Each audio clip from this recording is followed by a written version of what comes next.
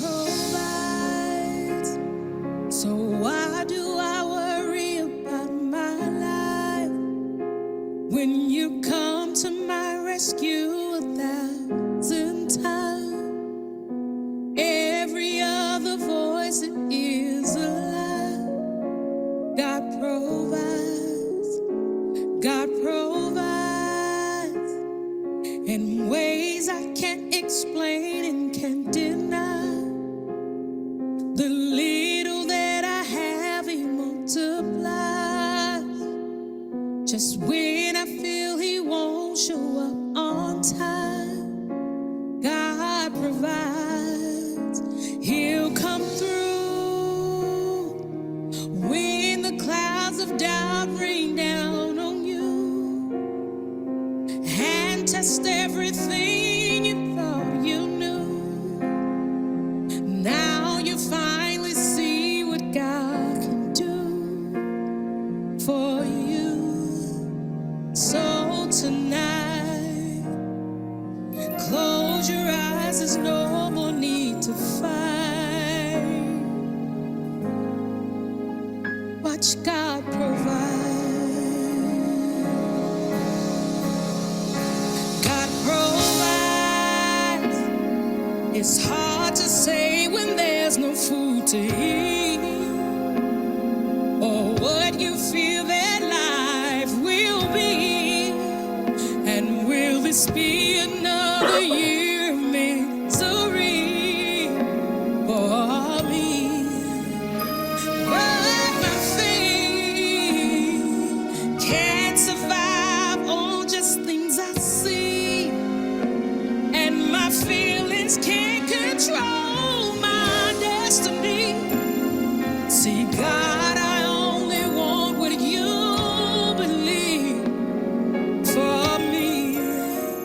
So tonight, close your eyes, there's no more need to fight.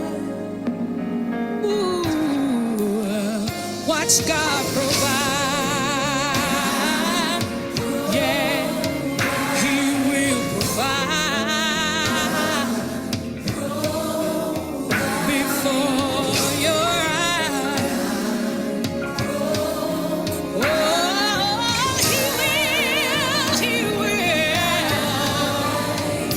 So tonight, close your eyes, there's no more need to fight.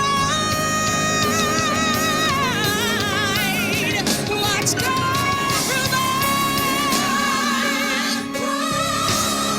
He'll provide before your eyes. He will. Whatever you need, I know that He will provide. Hey, yeah, He'll step right in the nick of time. Yes, He will. He'll open the windows of heaven and pour you out a blessing you won't have room to receive. Yeah. So tonight, close your eyes, there's no more need to fight. Woo! Watch God provide. Hallelujah.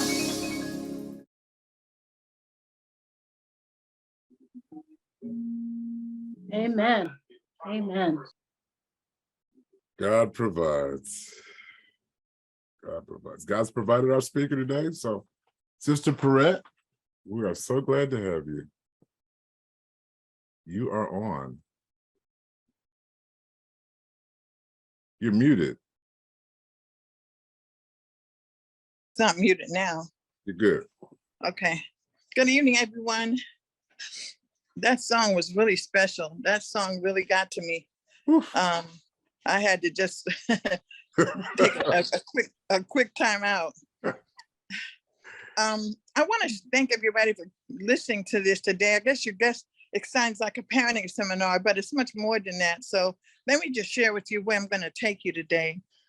A lot of us are are going to find out some things about ourselves today, and especially when it comes to why we are the way we are. Why, you know, is it that I'm such a strong-headed person, or a person that always likes to travel their own road? Why is it that I'm greedy or selfish or stingy or whatever the case is? I'm going to give you a little nutshell full of information that you can hold on to for the rest of your life. If I had to put a title on today's topic, it would be really how to love yourself, because that's what you're going to end up doing. If we knew more about ourselves, then we would not, doubt and have fear and concerns that don't even really don't bother, don't relate to us. They relate to situations around us, but they don't relate to us. I'm going to have a word of prayer, and I'm going to ask that you pray too, and ask God to reveal something about yourself today that you did not know, that you could learn even now, no matter what stage you are in life, that you could take it and you can move on from this point, doing better, knowing better. Some of us are grandparents. All of us need to know how to really love your child, but really it's how to love your inner child. And that's the one that we're after today. So let's pray and ask God to be with us. Father in heaven, we thank you so much. We thank you for life, health, and strength. Now I ask that you would let the words of our mouths and the meditation of our hearts be acceptable in thy sight. O Lord, our strength and our Redeemer. In Christ's name, amen. Eric, if it's okay, I'd like for questions to be put in the chat. I'm not going to do all the talking. I'm going to put, I guess, about 3 things on the table. And then if you have a question, you could ask it in the chat. If you want to ask me personally, I'll give you my email at the end of the session, or my phone number. And we want answers today. A lot of us want our children to be saved, but all of us want our children to be saved.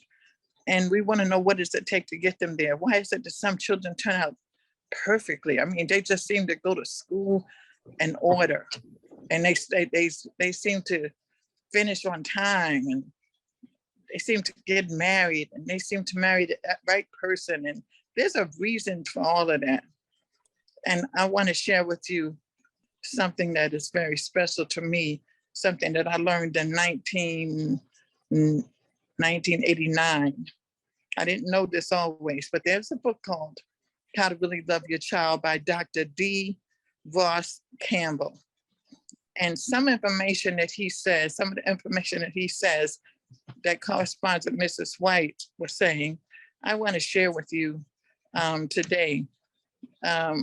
He died some years ago, but if I would have had a chance to meet him, I would have known that he was an Adventist. He just had everything going for him as far as the answers were concerned, but I didn't get to meet him. So I want to share with you some special things that I've learned from him. And Gary Smalley, some of you might have heard of him. In a home, there's nothing more important than husband and a wife showing true love. Unconditional love is something that we think happens automatically when we love children, any kind. We love them because they're ours, because they're, if they did something wrong, we punish them or we discipline them, but we still love them unconditionally. We say that, we don't really know what it means. And Dr. Smalley and Dr. Campbell put their heads together, and this is what they came up with. And I want you to really, really take this to heart. He gave us 3 actual things that we have to do to show kids that we love them. This is a basic need that children have. 3 basic needs. And then along with those needs, you need consistency. I can't say anything about consistency that hasn't been said, but consistency is important in every relationship, especially in the life of the child. Now, while I'm saying in the life of a child, you think to yourself, did I get some of this? Did I learned that my mom or my dad or whoever raised me, my grandparents, they didn't know these things. But some of us got that. Some of us, most people that you know on this line that's kind and nice and beautiful and sweet and they got some of it. But I want to tell you today that we need to be intentional about it with our grandchildren, with our children still. It's never too late. It's never, ever, ever too late. And starting with birth, think about a child, your own life, your grandchild. Think about the life and see if this can be applied in any way. Some of these things I've said before, because I cannot talk about children without talking about these three elements. Everything we do for children goes back to love. It goes back to unconditional love. And the one thing that really triggers love is the fact that children are needy and they do not know what to ask for. So this is what we start to do from the time they're born, from the time they can open their eyes. We want to give them eye contact. Eye contact, it teaches them that they're special, they're important, that they're someone to be as admired as the next person. If some people feel that other people think that they're better than they are, or they are better than they are, you don't have to worry about that. Unconditional love tells a child through your eyes that I love you, and I love you unconditionally. We don't even know what that means. Unconditional in the sense that children have a chance to make errors and make mistakes, and everything we do for them is for their good. And we somehow or other, it just teaches trust. It teaches two-way trust. It teaches that they are always going to pour into you the fact that you can trust them when they look at you in the eyes, and you're going to look at them, and it's going to always pour into them that they can be trusted. That person can be trusted. In unconditional love, also, it sends a penetrating feeling, a penetrating love. It's through the eyes that unconditional love comes into a child's life. It's through the eyes that you pour unconditional love. You feed them. It's like a food. All of these needs are like food. It nourishes their soul. It nourishes their thought processes. It has a chance to give them something that they don't have themselves, and they don't have it forever if we don't give it to them. From birth, pouring your soul out to someone and telling them that you love them means a lot, but there's nothing like making a child feel loved.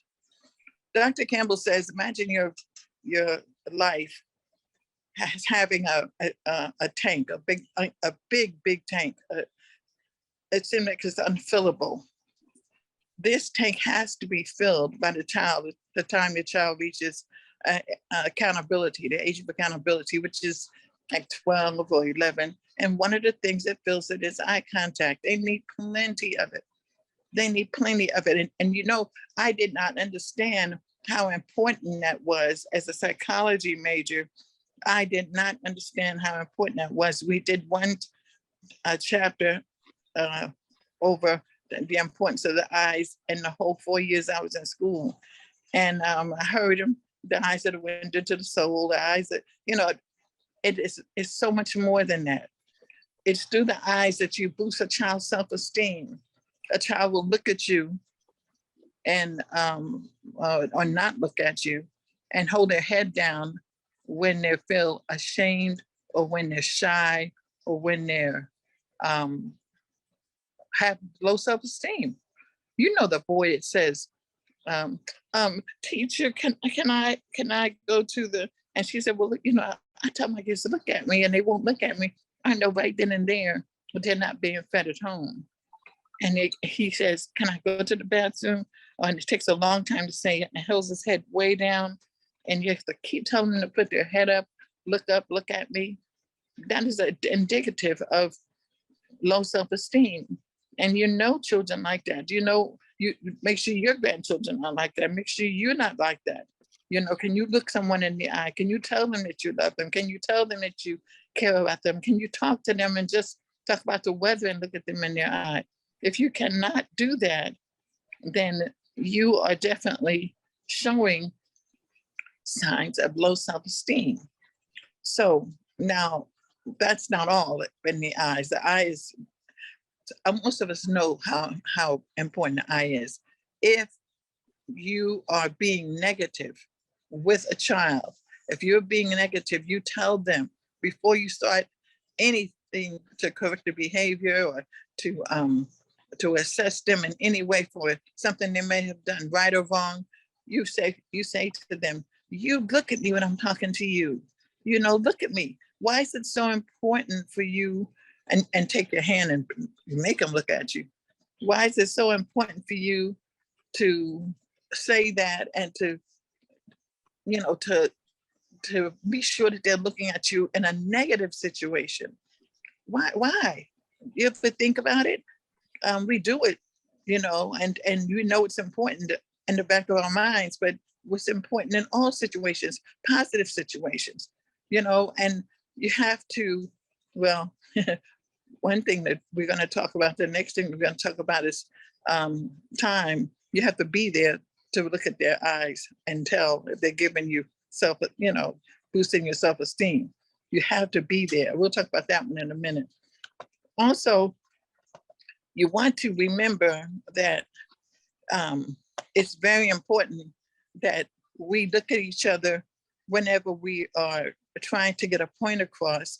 And it could be, it doesn't have to be a major point, it has to be a minor point. Just to look at them so that they will feel respected and will feel heard. It is so very important that you teach that at a young age. I'm going to try to wrap this up. This page, the first page of this information, it takes about 45 minutes. I'm going to try to wrap it up in less than that. Physical contact. Now we live in a world full of what's the word? Pedophiles. We live in a world full of pedophiles, and you don't know who is and who isn't. And they're in church just like they're out of church. I mean, you could be talking to one and be 60 years old. You don't know. You could be a child. A pedophiles are a part of our society, and we have to be wise enough to not fall into the traps. I say that because today, in today's world, children still need physical contact. They need lots and lots and lots of physical contact. But there's so many pedophiles. There's so many people doing things wrong to children. Oh my Lord.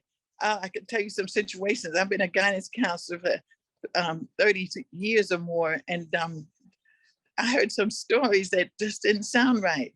Different cultures molesting children, the father taking the child in and doing things that are unheard of. A young child, 7, 8 years old, younger than that sometimes. And in our schools, child only taught in church schools, only taught in Adventist schools. So it is there. It is very much there. You might have a relative living with you who's a male or female, and they're older than your children, and you just don't know. You just don't know. So you have to be wise. But as far as parents and grandparents are concerned, children need physical contact. They have to have a feeling that you love me physically and not just say it. Because if you don't ever touch or come near, it can never be transferred. This goes into the next one, time, because you can't touch them if you don't have time with them. That's a one I can't wait to get to, focused attention. But we have a tendency to push away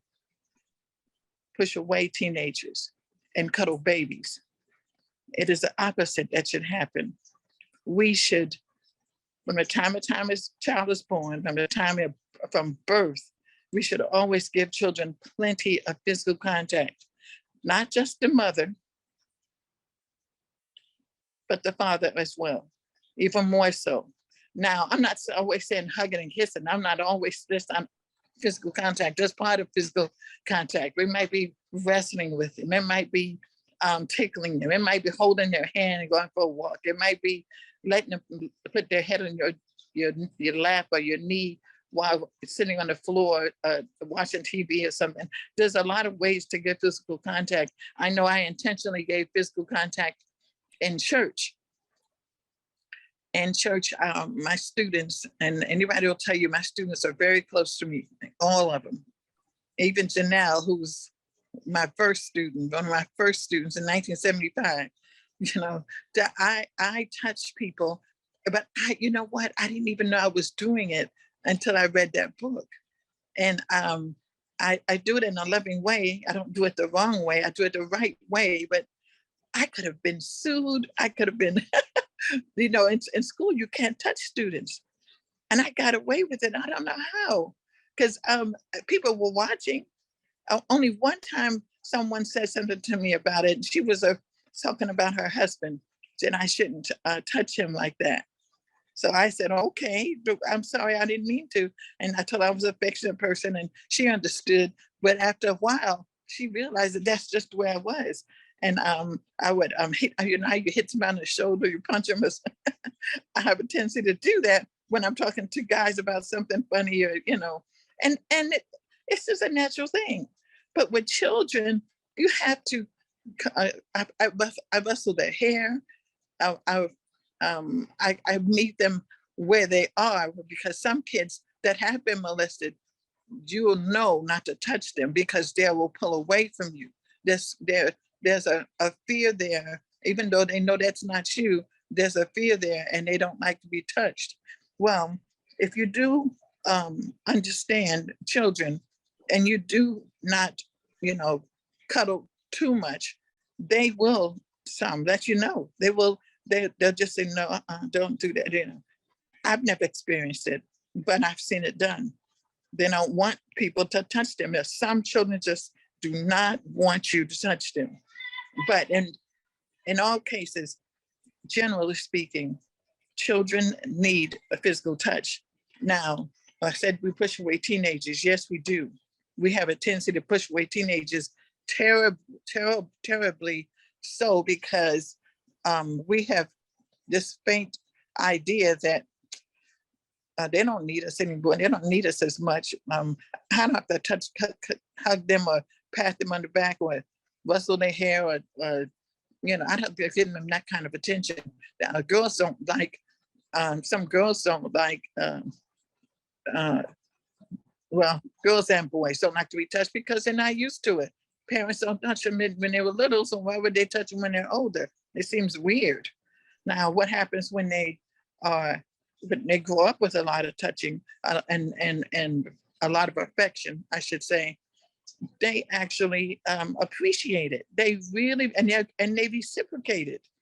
They give it back all the time. You know, some teenagers don't like you to kiss them in public, especially around their friends and stuff. But my boys grew up with kisses, and they grew up with hugs, and they grew up with holding hands.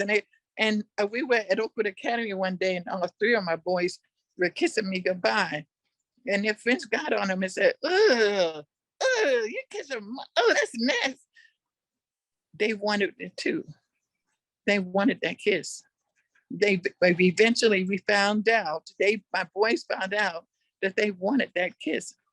They said, yeah, I kiss my mother, I have to kiss her. And they said, oh, no, you don't. And I said, that I tried my best to tell my boys, don't listen to the noise, because those boys are missing the touches that they get. And the fellows came around and they come over to my house, they would say the same thing, you know, you didn't kiss me goodbye, you know, and I'd have to kiss them. You have to give them what they need. Children need eye contact, they need physical contact. They are, as they grow from birth towards 6 years old, as much as possible, as they go from 6-year-old to 12-year-old, as much as possible. they need, the older they get, the more they need. The older they get, the more they need. But we give less and less and less. The older they get, the older we get less. And that's why sexual promiscuity is so rampant at teenage stage. When you think about teenagers, you think about them going somewhere and doing something, or going somewhere, and you have to meet that need before it arises, before it comes. And you do that from childhood on up. Some kids blame fatherless homes for girls that are very promiscuous between the ages of 13 and 18, or before that even.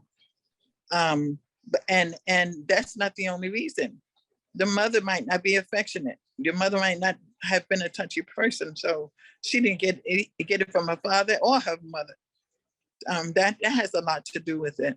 But the most important thing you can do as a parent and as a grandparent, and most of us here are grandparents, you can actually be in their realm, in their circle, in their life, and they'll know that they can always count on a warm feeling of unconditional love from you. That's very, very important. What else? Oh, yes. If a parent didn't receive, and I get this question all the time, if a parent didn't receive affection as an adult, as a child who had been very young, if they didn't get it, how can they give it? How can you give what you do not have? How can you give eye contact if you did not get it? You know, how can you be affectionate? You can't make yourself affectionate, and children can tell when it's fake. Oh yes, they can tell when it's fake. when you give physical contact and you don't want to, and it's kind of cold and it's kind of awkward and it's kind of it won't feel right. You have to be genuine with your touch. And young people today, they're very, very wise. I know a lady asked me a question about her 13-year-old. She said, my 13-year-old doesn't want me to hug them. When I come near them, they said, stop, get away from me. And she said, that hurts my feelings. I don't do it. I said, well, did you do it when you were 6 years old, 7, 8, 9? She just started doing it. And I said, well, you have to ease up on it. You're doing too much. And I said that to you too. Don't try to do too much at one time if you haven't been doing it. Treat them as a child again, like a baby when you're holding them and they're infants and they can't do anything about it. That's the time for them to get used to it. When they're not used to it, you have to come at them all of a sudden, like hold a hand or stroke their hair or something light, and then let them know, while you're doing it, that you are, you love them. That's the time to say, that's the time to really say, I love you, when you're touching them, when you're looking at them in their eyes. That's very special to a child, because they're feeling now. And remember when I said, it's not that you don't say you love them. You do say you love them. It's not that they don't know that you don't love them. They see you buy them things, you get them things. They know that you love them, but they do not feel loved. They do not feel loved. And if they don't feel loved, you're going to know it at the age of accountability. At the age of accountability, a child will act up. They might have been beautiful up until that age. They might have been saying the in-gathering song at church, and the vestige song. They are wonderful children until the age of accountability. And you say, is that Johnny? Is he still? He doesn't act like that. What's wrong with it? Why is he doing that? Why is he in trouble at school? And that happens because they're starting to show now that they did not get what they needed. They were hungry and we didn't fill them. They needed eye contact. They needed physical contact, and they did not get it. So they're starting to seek elsewhere. In school, I can tell the first day of school who's getting what. I can tell. They can be in the first grade. They can be in the 10th grade. I can tell who needs attention. And you can tell too, because you know that they'll act out. They will act out terribly. And so what I do, and this has been my secret, and I told my secret and shame the devil. What I do with children, when they act out, I give them what they need. Dr. Tashay taught me that when I was about 25 years old. He was saying, you give people what they need and you get what you want. He was talking about adults. He was talking about like my boss, if I wanted to raise it at work, and he likes your boss like to talk about your children. You talk about his children, you talk about his children. All come into his office and say, oh, these are some beautiful pictures. Oh, these are your grandchildren. Oh, this is nice. Oh, this is your daughter. Oh, this, and you keep talking about him. You keep talking about him. And the next time you go in there, he'll remember that. You just say, how are your children doing? Yeah, then you ease up on that question about the raise and about the work you've been doing, and you'll get that raise. He gave us several examples where that worked like a charm. But with children, we have to say to them, I know, for example, this is really funny. I want them to grow up to be a certain way. So I know that those children will act right if I do such and such. I know that they need a hug. I know that they need love. I'm going to give it to them, but I'm going to give them unconditional love in the right way. So when I see Johnny acting up in class, when I see Mary acting up in class, I just go over to them and I spend time with them. I give them plenty of eye contact so they know I'm listening to them. Lots of eye contact, just overwhelm them with it. And I'll give them physical contact by touching them on the shoulder. And do all three at one time. You do all three at one time, you won't believe what happens. You will not believe what happens. And children that are not used to it can get used to it so quickly, because if they pull away from you, the next time they're going to see if you're going to do it again. You try it the second time and the third time, it's amazing. There's a lady at Baltimore Junior Academy in Maryland where I used to be the principal, and the lady there she just couldn't stand for me to touch her. She hated me to touch her. She's older, much older than I was at that time. And when I would touch her, I would hug and kiss all the teachers every morning. Good morning, good morning, good morning, good morning. And I come to her and she pull away like this. I don't do that. I don't kiss me. I said, well, I'm sorry. She said, you don't have to. I don't need that. You don't need to do. I'm not looking for any. I said, I understand, but I need it. And she said, oh, I can't stand that. I don't know how we're going to get along. And I said, well, I won't do it if you don't want me to. And she said, well, just a little bit. So I gave her a little kiss, gave her a little hug, and she ran off to her office. So I did that every day. It's a little bit. Just don't overwhelm people, please. Don't smother them. So at the end of the week, or the next week, there was 2 weeks I had practiced it. I went to the second floor when I came to work because there's an emergency on the second floor. And I was up there all morning long. I got one detour and it took the whole morning. And I went to my office. And so this lady, she works in the office. She came in, put my mail on the desk and she walked out. I said, well, how are you? And she said, oh, you're speaking to me now. I said, I always speak to you. What do you mean? She said, well, you didn't hug and kiss me this morning. She was looking for it. She was looking for it. And I saw her, I saw her at Allegheny East Camp meeting about 5 years ago. And she came up to me and she hugged me and she was so glad. She said, I wish you were back at that school. She said, I don't have anyone to hug and kiss me anymore. And she started out rejecting it and ended up craving it, because you don't know what you need until that need is filled and then you miss it. And that's what happens with children but adults more than children. They'll reject it and then they'll come right back with it. And Children do the same thing on a smaller scale, but adults, it could really be a matter of life and death for them, because she's very mean, and that made her a little softer. And she, people don't like coming up to her and saying anything. So you never know what people need. You never know. So I can't tell you how important physical contact is. Another thing, well, I better go on to the next one because I got so much to tell you. But the other one is the one that I have a passion for.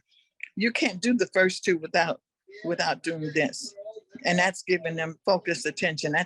That's attention just for them, no one else. Now it's hard to get focused attention in school as a teacher, and you just have to find time. You must give it. Focused attention is not you and the whole family together, not you and all the girls or all the guys and girls, not everybody together. That's attention, and that's needed, and there's a time and place for that. But focused attention is 1 to 2. I say it's really 2 hours, but if you could just give 1 hour a day to each child. Grandparents too. I know you're usually with them as a group, but if you could find your alone time with one child and just do what they want to do, let them talk about what they want to talk about. Let them act out and play and study. You don't say study your Sabbath school lesson and then do it with them and call that the time that I'm talking about. I'm talking about if they want to study the lesson, they'll say it and then you can study with them. Or if they want to play a game, you play a game with them. If you want to eat or whatever, go to the mall, just you and that child. And then for the other children as well, you need to spend time with them too. Children will come to you and say, they won't know you give them that extra time, that quality time, but they will come with them when you get a chance and you are around them. You will say to them, I want to spend time with you today. Let's do such and such. Most of the time you don't say anything, but when you're like they're doing something, can I spend time with you is appropriate because you want to ask and you don't want to impede on their time. The thing that's really special about that, the thing that's really interesting about that is that kids will see you in a light that they do not see other people. They'll start separating those that spend time with them, those that don't. Now, a lot of time, and you might not realize this, but when the school is out and parents pick up their children, there is nothing more contrary to what I'm saying than to be late to pick up your child. That is a terrible feeling for a child. They're the only ones out there, or they're the only two people out there, and the other parents have come and gotten their kids, and they feel like those parents must really love their children. You must learn to spend time with your children and be on time for your children. That is very important. I can't tell you enough how important that is. Along with that, time, it means love. You don't realize that every time you got that phone call from that guy you married or that person that was special to you, or your boyfriend, you don't realize what love is until you run to the phone, or you can't wait to answer that phone, or you get to time with them over the phone. You get time with them over the phone. I remember we used to spend 3 or 4 or 5 hours sleep on the phone. That's important. That time element is important. The other two are equally as important, but time with a child is like that. Or you have to spend time with them. Here is another one. People say, well, it's a quantity of time. It's a quality of time that I spend with them. I have a 15 minutes, a half hour. The quality is great. We do this, we do that, we do this. It's not, there's no quality without quantity. They know if children don't need anything particular, they just want you to be around. Have you ever, well, you might be able to remember. I remember my mother getting dressed and I was not getting dressed, and she was getting dressed up and looking pretty nice, and I would stand there and watch her, and so then I'd figure out that she's going somewhere, and I'd say, when do I put my clothes on? What clothes am I going to wear? And then she told me that I'm not going with her, and that she has something to do. I don't think for 1 minute that you should leave your kids to figure out things for themselves. You tell them that of course you tell them that, mommy has to do grown-up things, mommy has to do this, mommy has to do that. That's fine. But when you do it every single day, or when you do it every weekend, or when the children never go with you, or you're by yourself all the time, with auntie or cousin or grandma, you begin to feel left out. Children have feelings. Children have feelings too. I had separation anxiety because my mother had to work 3 jobs in order to keep us in school, in order for us to eat. My father died when I was 11, and she had to work. And I come home from school and she wouldn't be there. We took the train in New York, and I come home from school and she wouldn't be there. She'd be have gone to work. And then at night when I go to bed, she wouldn't be there. She'd be at work. And then in the morning when I was leaving, she would be there, but she would be asleep, and I couldn't wake her up because I left at 6 o'clock to catch the train. I never saw my mother, but I saw her on the weekends, and she was always there on the weekends. And I have separation anxiety till this day. To this day, when we hang up the call on this call here, when we get off the phone, I'm the last one to hang up because I have separation anxiety, y'all. I have separation anxiety badly. I hate to say goodbye. And that gets a little wearisome sometimes, because some people really don't understand that children get that very, very early in age. Kindergarten classes, kids leaving their parents, crying, screaming. I understand that. That separation is really hard. Now, there are a lot of situations where you have to do it. You have to do it. You have to work. You have to leave them and go alone. I understand that. But for those that don't have to work, and those that have time to be with the kids and they prefer doing something else, children feel when you don't want to be bothered. And they feel when you're doing it because you have to. They can tell the difference. But little ones don't think you're coming back. 1, 2, 3, 4, 5, 4, up to 4, toddlers that age. They say when you're gone, to them, you're gone. You're just gone forever. They don't understand coming back. You start telling them that, and they start seeing that consistency, and they can get used to it. And that works. But they're looking for your time, and then, it's withdrawn from them. Time is very important because right now, 2 hours a day is what the psychologists are saying you should spend with your child. The mother 2 hours, the father 2 hours. Now, if you have 10 children, God bless you. My son has 5, God bless him. And he's trying his best, but you can never spend enough time with your children when you're working that, and you have too many children. Mrs. White talks about that quite a bit. But you give them what you have. That's the best you can do. You give them that 1 hour a day, 2 hours a day, when you can. My son also, he goes to work and has an hour and a half commute from work. It's too much time. He has going to have to leave his job just so he can spend that hour with his children. So I'm telling you that, when he gets home, he makes a beeline for the children. And that's the wife take a break, and it's his time. It's definitely his time. His wife might have one, he might have one. Some are older, some are younger. You have to manipulate the time so that you spend it with your children. Now, I have to say this. I don't like to say this, but it happens a lot with ministers' families. And ministers, I love them to death. but sometimes they do put the church in front of the children, and they don't mean to. They think they're doing what they're supposed to do. They think that, that Mrs. White has a whole section of a book and a testimonies volume.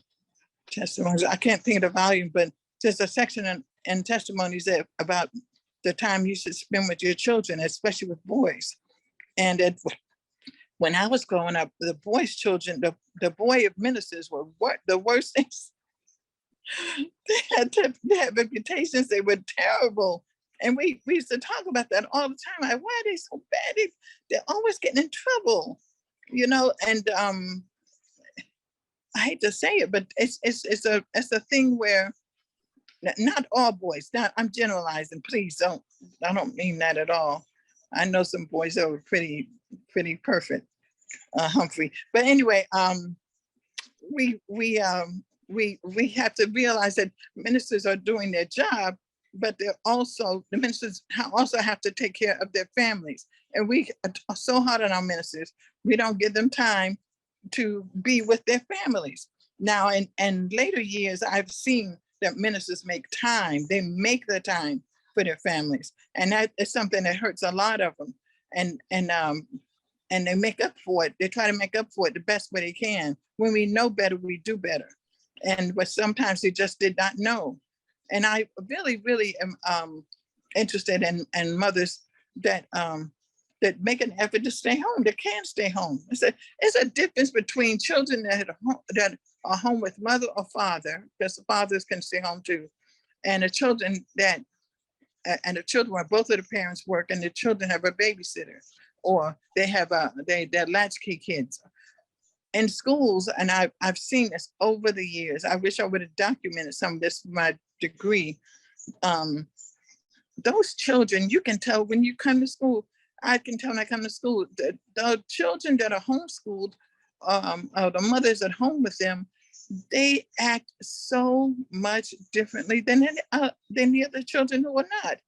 Their parents are not home with them. They act so much different. Their behavior is of such that it's contained. They even talk softer. They're just not rowdy or wild kids. Homeschool kids are different. Those that are genuinely homeschooled and their parents are home with them, because that is the time that they're given eye contact. They're given their focused attention. They're given their physical attention. They're getting everything they need. And the children that are just the opposite of that behavior are not getting what they need. That's where the teacher comes in. And the teacher gives them what they need. I try to give them what they need. And I try to tell my teachers, when I coach teachers, I try to tell them, we're not coaching just academics. We're coaching their spiritual lives.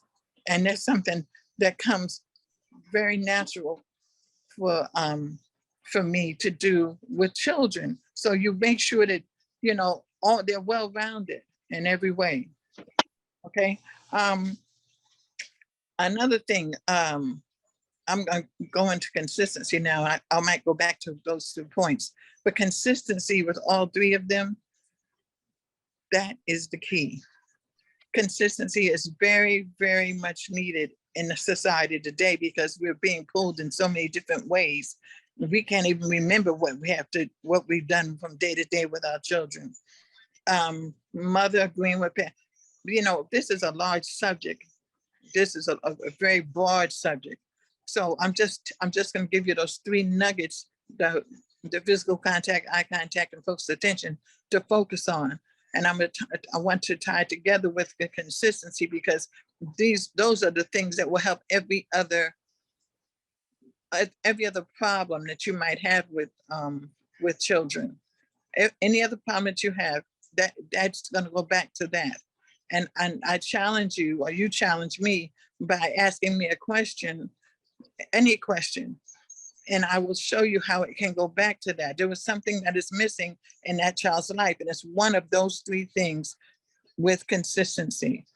I'm going to stop here and take a few questions, but there's one thing I do need to tell you that's on the second page of this handout I had for for you. Oh, it's on the third page. You can, the next page. Next page. Okay, next page. That's it, child, rules for childbearing. Mrs. White has a lot to say about the way we should raise our children. Her child guidance is the best book. Oh my goodness. That was the first book I studied. And before I had children, I studied in my senior year at Oakwood.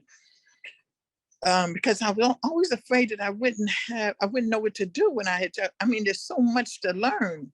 When you have children, how are you going to know? And everybody says, oh, they'll come to you. It does not come, didn't come to this one. And so I started studying that book. And I didn't have children until I was 33. But I had a lot of learning to do and a lot of parenting seminars that I did in that time. But she says that children, their character is developed, and that's the most important thing for a child in order for them to see God. Their character is developed before they're born. Development starts before they're born in the mother's womb.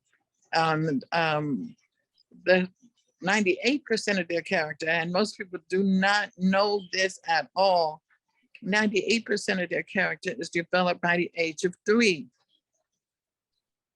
And the last 2% is developed by the end of the age of 7.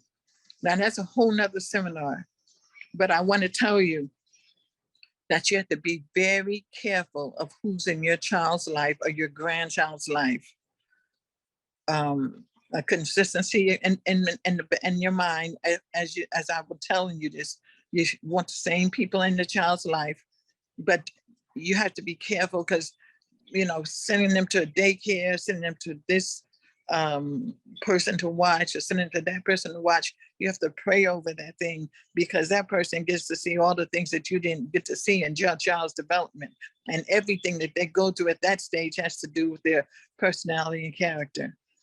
And I can give you more information on that, a whole lot more information and some examples if you'd like to talk about it. But just note that for now. I'll come back to that if we have to. Do we have any questions anyone would like to ask? But are there any questions in the chat, Eric? None in the chat, but if you want to open your mics, guys, I just unleashed the mic. So if you want to open them, please come up with one. Okay. Well, Purette, this is you, Estia. You're taking me. You and I have similar careers. I'm a retired social worker and a counselor. And when you were talking about the hugs, it brought me back as a choir director. Well, I directed youth choirs at my church, and the last choir that I directed before moving away, I had to give each child a hug. And you are so right. You don't know until you're in these children's lives just what they are lacking and what they're not getting, because they would all try to hug me at the same time. I would have to lean up against the wall so they would knock me down on the floor. Yeah. And if I didn't hug a child, they would, oh, Leslie, I didn't get my hug today. I didn't, yep. And so and then there's another thing that came. I mean, listening to you and I could just one-on-one talk, and bounce stuff back, from our careers and studies and whatever. I would sometimes ask a child, is it okay that I give you a hug?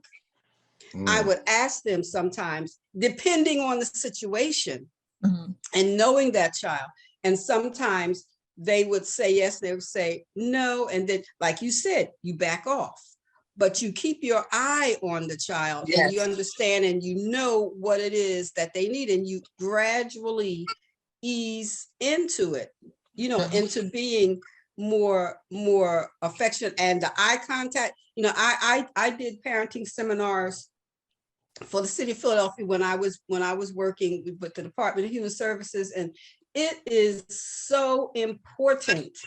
Like you said, everything you said, Purette, is spot on. And I know you have much more that you could share with us that we, would need to know. But, I hope that you get to do another, a part 2 or another part, because there's so much more that we can talk about.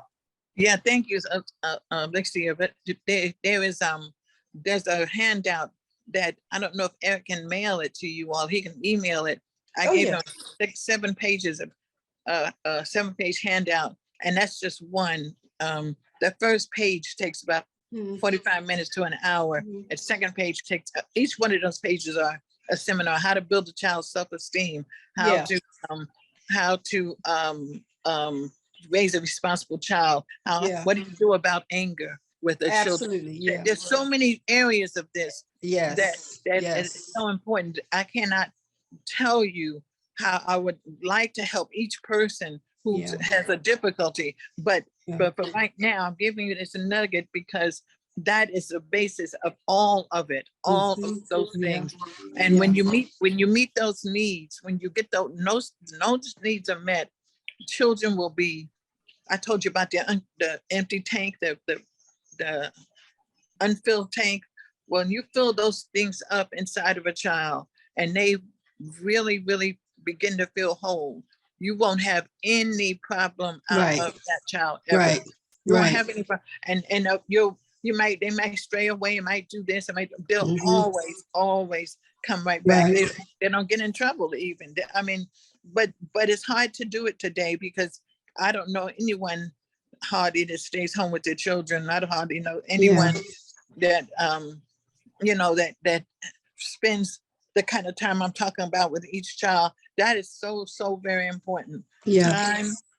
Time, love, time, physical contact, and eye contact, and in a consistent manner is so important. And that's what will get you. That will get you to a point of not feeling overwhelmed and feeling like your child is going to be okay, because you want your child to be saved and they have to make decisions on their own. So leading them to do that is what's important. Yeah.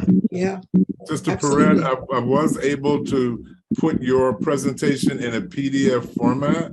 And so it's in the chat. If somebody wants to click on it and download it, it's powerful. I have a question. You sat in my car.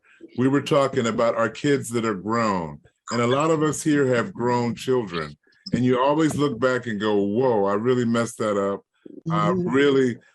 Do they still need touch? Do they still need, what do we do? How do we get closer to them? You're muted, sis. You're muted. I don't know how that happened. I'm just talking. Okay, go ahead. Good. Yes, every as a child gets older, they will always need more. They need more than they did yesterday. They need more than they did when they were 4 and 5. Children need more eye contact, more physical contact, and more focused attention. And when they don't get it, they're older now and they handle it better, and you'll never be able to tell. But that doesn't mean that they don't need it. That's right. They need it terribly. I told you they push away teenagers and hug babies. It's backwards, but that's what we do. You have to give your teenagers more love, more eye contact, and more physical contact. That's very, very important. More time. So, Eric, I think there's a question. Pastor Meredith, I think, has a question in the chat. Okay. Any suggestions about how to deal with adult children that were shortchanged?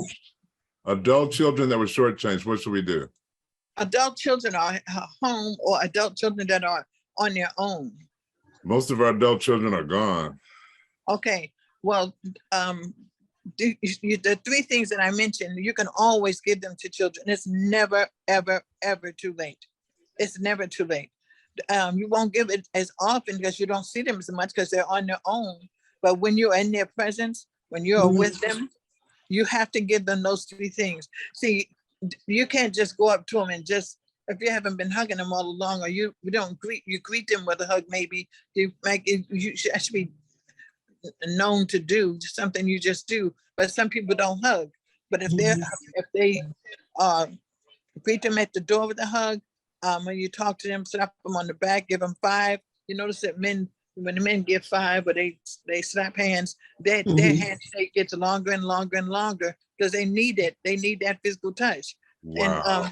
And it starts off very short. It was just slapping the hands, and then they just and then start hugging the hands, and then they hug the arm, and slap on the back, and then they bounce and jump up and bounce the chest, and men will do whatever they can to get their physical contact. Men are physical, and women are emotional. Right. And what you will notice when you give that, when the men try to get that physical, they will do it in a very sneaky way.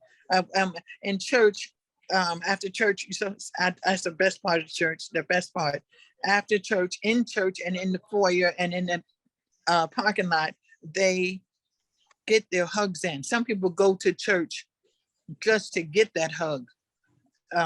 Just to get that. That is true. They need it. They need it. That is so and true. And people that are used to eye contact, that are not used to eye contact, they will hug you and be behind you, but they're not to look at you. And they'll hug you and while they can, and their eyes are looking at something behind you, and then they'll stand back and talk to you, and they don't want to let go. They crave the moment, that moment when they'll get to hug someone after church. And I said I'm pointing out men because there was a time in church when men used to just how you doing, and wouldn't hug. But now every man in America, I mean, they want it, but I see it all the time. They hug. I'm talking about, they put their fists between them when they hug. They put their fists up here, but they don't. We don't want all of this. We just want that. Yeah. And it's nothing sexual about it. It's always something. It's always something that is emotional tie to I'm okay, you're okay. You're my guy. You're my friend. You're my something to make you feel whole. And as far as the adult children getting that too, they come to church to get that on a younger stage. They do the same thing. Watch the guys in church, watch the ladies in church. They will come to you and look for that hug. And it starts very, very, very young.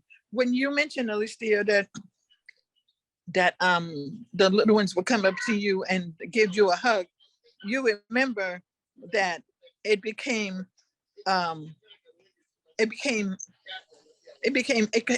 overwhelming. It became a lot.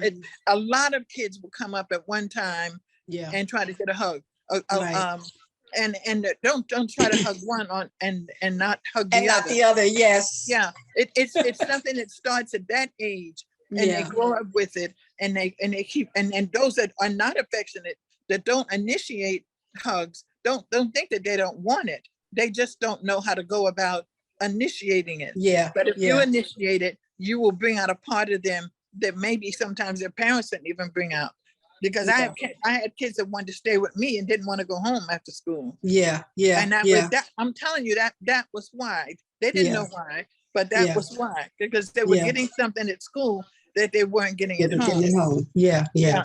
So you do the same thing to adult children when you can, if they're gone, and you do it consistently. That's the word. I didn't say that word enough.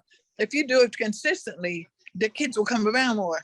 Yeah. I want to tell you this little short blurb. When I left Germantown Church, when I was moving away, that the church gave me a surprise, a luncheon after church. I mean, it was really, really good. And one of the young men who was there, he was in one of my choirs, and he was, I think at the time, maybe 17 or 18, and he'd stopped coming to church for years. His family was there, but he knew I was leaving. First person I saw when I walked into that fellowship hall was this young man. He was at the table with his family. I screamed neighbor. I didn't see anybody else at the time but him. And he said, Anna Lestia, you should have known I was going to be here.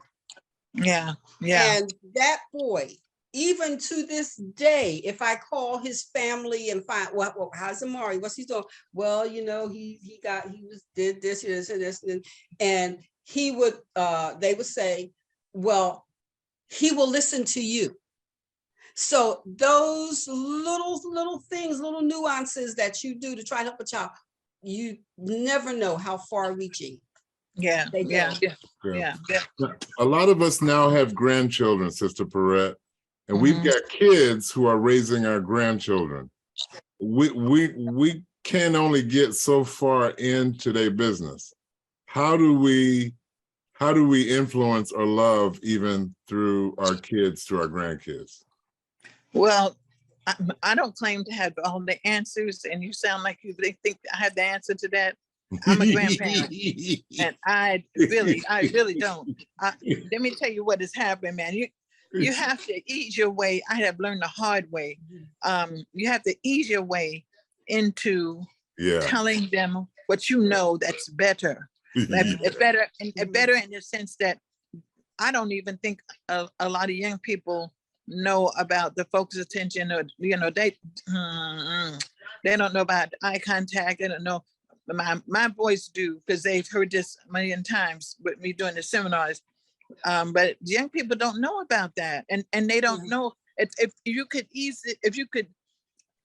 the handout or use any information, or just refer to a person that you've heard and just talk in casual conversation. Yeah. But if you see them doing something that you really disagree with, the best thing you could do is say something to them about it later on, not at the time, because at that time it's too. They're not going to hear you. Yeah, exactly. So here's my take on grandparenting, and for those of us who play golf, being a grandparent, you get a mulligan, and that means you hit a bad shot, you get another shot. So when you know you've gone astray with one of your children, and that child has a child, you get a chance to do it right. For example, I had 3 sons. 2 went to Oakwood, 1 went to a university to play soccer, because he was the athlete like his father. But his daughter, but his daughter, who's now 6, I said, Olivia, what's Grandpop's favorite music? She says Jesus. Every chance she's in my room on Sabbath, she's here now, we take a different approach. I mean, he understands prayer and Sabbath and all that. Yeah. But I get a mulligan, man, with his daughter to do it right. And I should have sent his hips to Oakwood, but he was athlete like his daddy. So, and he was going free. So that's just my take on grandparenting. You get a mulligan when you got a grandchild. Hopefully he didn't pick up that delusion like his grandfather. Hopefully he didn't get that. Oh, he's bad news, man. 6'3", he run like a deer. Oh man.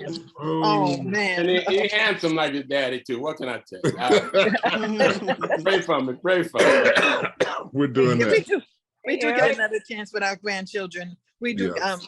I just want us to, be careful. Don't do like I do. And I thought a grandparent's job was to spoil them. My son made it very clear. Take it one gift at Christmas time. Take it one. Millennials are different. Millennials, oh man, I was mad. The one birthday present and get a gift at Christmas time that all 5 of them can play with. I said, oh no. I have so much I want to give. And all grandparents, you have so much you want to give. Just to be sure not to overwhelm, because that is they have their mind made up of how they want their children raised, just like I did. And I try not to interfere. I try. Yeah, I understand. Me too. I know exactly. If there's any other question out here, could you open your mic and let it rip? I see a hand up, but I'm not sure if I missed that. Eric, as a grandparent, And as a grandparent who actually raised my granddaughter, Wow. we did Parenthood the sequel, so I fully relate to what Mike said about that mulligan thing. Yeah. I have an interesting experience because we have a church school attached to our church, and when I go over and I try to make it my business to go by the school at least once a week, sometimes twice, and I'll just go into classes. And the interesting thing is, when I go into the kindergarten and the first grade classes, some of the kids there go to our church and they'll get up and they'll come over and hug me.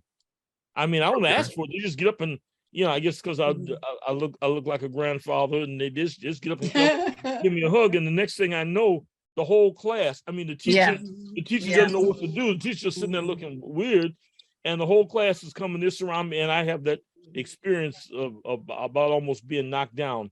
But you said something about consistency, Purette, that I want to just say. I was raised in a home where my mother was a nurse, so she worked when I was a kid. My grandmother was my caretaker while my mother was going back to school. She and my father got a divorce, and she went back to school and became a nurse. So she worked and went to school for a couple of years. But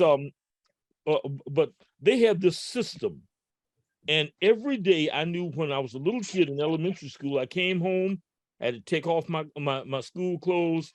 I got a big glass of Bosco. You know that Yes. Yeah, some of y'all, you date yourself. You know what Bosco is. I had a big glass of Bosco. I could watch 1.5 hour program on children's program on TV. I had an assigned task. They called it a chore. Right. It whatever it was, sweep the floor, whatever. I had to do that next. Then we had dinner. After dinner, I had to sit down and do my homework. And then on the way, and then before I went to bed, I had this big glass of warm Ovaltine. Ovaltine. When I got older, my mother and my grandmother died, but my mother, even though she was a nurse and even though she worked those long hours, I knew that two things would happen. First of all, she washed every Monday. When I came home from school on Monday evening, she'd be in bed because she had to work. Or had gone. She worked 3 to 11 for a while, and sometimes 11 to 7. But at any rate, she would iron all my clothes for the week. Now, I'm just saying what she did. I'm not making recommendations, including the underwear. I could never get my wife to do that, and so disappointment for her. You think? Yeah. But she ironed everything. My mother ironed everything.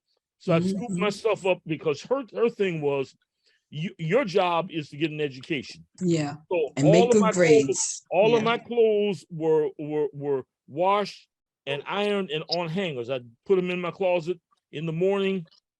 45 minutes before breakfast, she would call me. I had 45 minutes to get up, get a shower, bathe, get dressed, get downstairs. At 7:30, breakfast was on the table. At 7:35, breakfast was getting cold. That happened every day I can remember. And my life has been molded around the consistency of her love, even though my mother was not a touchy-feely person a whole lot, but the consistency of the things that I needed. I knew every morning in the wintertime, I knew what I was going to have. I was going to have a bowl of cream of wheat. I was going to have toast, egg, a small glass of orange juice, and a big glass of milk, and out the door. And the last thing she would do until I finished the 8th grade, on the way out the door, she'd stop me and she said, "You do your homework?" I'd say, "Yeah." And she said, "Let me see it." And she checked my homework every day until I graduated from the 8th grade. I guess what I'm trying to say is the consistency. And here I am, almost 76 years old. And the thing I remember so much about my parents, about my mother, was this consistency. And you made a statement about quality time. My father, the thing I remember about the best day in my life was with my father was one day we went to the zoo, and we went across the street from the zoo, and he had these big German binoculars. We sat on the riverbank, and there were ships going all up and down the Maumee River, and he worked for the Wow. government. And he told me about what kind of ships they were, and we looked through them. Each of us had a little Dixie cup of chocolate vanilla ice cream with a wooden spoon. I mean, that happened over 60 years, over 65 years ago. And that is still in my memory, my very best day with my dad. Nothing special, but it was the time we spent. Right. Can you imagine if we had a lot of days like that? Yes. Quality time. Can you imagine? I mean, how many memories? I mean, some kids get that.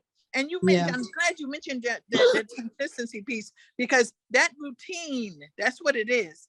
That routine that our parents put us in every day is what causes us to be secure. Yeah. Some of us are very insecure. Some of us didn't get that inconsistency, that consistency. Some of us didn't get it. And it is that consistency, that routine that builds you to be a secure person, that helps you to be a secure person. And you don't, and I don't know if you realize how much it's not a matter of time with that stays with you. I mean, it was a foundation. It was foundational. You saying that happens over 60 years ago.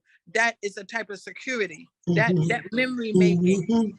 Our parents were memory makers. Some made good memories. Some made lots of memories. Some made few memories. Some made bad memories. But memory makers are what they were. And he did a good job of that one memory. Let me tell you. He was good with that. But the downside of routine, and I'll say this, is that to this very day I can't stand cream of wheat. Pastor Miles, I don't even know how you got through school. Because eating a breakfast like that every day, man, I just slept through first and second period. I just flunked out of school. Listen, I grew up in the Midwest, and Eric can tell you, people in the Midwest believe, and you start the day with a hearty breakfast. Absolutely. And my mother always said breakfast was the most important meal of the day, and she would pack it up on me every single day. Absolutely. I flunked out of school, man. Absolutely. Routine is important because it helps a child to predict what's coming next. And you said it over and over in your presentation, Mr. Pastor Miles. If every time you think about the day, you know what was coming. That's why routine is so important. Predictability is important to a child's life, and we don't give them that a lot of times. And when they do give it to us, you end up having some smart children, some bright children, some children who are consistent themselves. So that's there's so much to be said for consistency. I mean, not just with the children, but the parents being consistent with one another. They're not letting the kids play them. I mean, there's so many things that come out of that. And I'm glad you mentioned it, because I forgot to hit on that. Okay. Yeah. Sis, we got to have you back, sis, because this is stuff, we talk about this for hours. I do want to ask you this one thing. If I struggle with consistency, another one of my big sisters in Dropbox said we struggle with a lot: diet, devotion, worship, exercise. What do I say to God? And I know I'm struggling. I know I need to be better.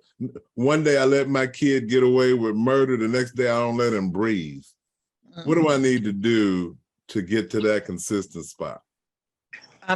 Right now, today, while you're at this age, or once the time is closed, because then it's going to be too late. Because I tell you, what you need to do now is pray like you've never prayed before, like you have never prayed, because that is one thing that will keep our children out of the kingdom. That if they grow up with that peace in the side of them that says, and God can change everything. That says, today we'll have worship. Not tomorrow we won't. Today we will we'll eat at the table. Tomorrow if too many of those things causes a child to be, their life to be confusing and cause them to have all kinds of problems as adults. So if it's something that you still want to control now, or you can't control now, I would make it a matter of prayer, but God knows the heart. He knows what you want. If you've done it wrong in the past, pray about it now. Apologize to your children. Do whatever you have to do to make it right with God first, and then with your children. But there's nothing you can do about the past. There's nothing you can do to make things more consistent. You can just start from here and you know, and go on and do what's best for your children then. And now with the grandchildren, you be as consistent as you can, but you don't have to worry about that as much, because I'm sure the millennials are on it. They're on it. Well, Sister Purette, thank you for what you did for us today. We're going to get you to come back. I finally did link it. The PDFs weren't coming through, but there's a Dropbox link in the chat. My sister Purette and the other 28 members of her crew are here most of the weeks. So if you come into the foyer and you want to ask her something, that's what we do. That's why we come and hang out as family. So sis, thank you. I need to give my email address for those that want to have questions. They don't want to put in the chat. What's your email address? What's your email? My name, Purette 123@gmail. Purette 123@gmail. Yeah, I have your email already. Wow, you didn't think we were smart at all. That was about as simple as you can.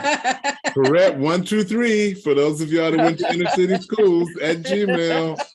Sis, love you. Thank you so much.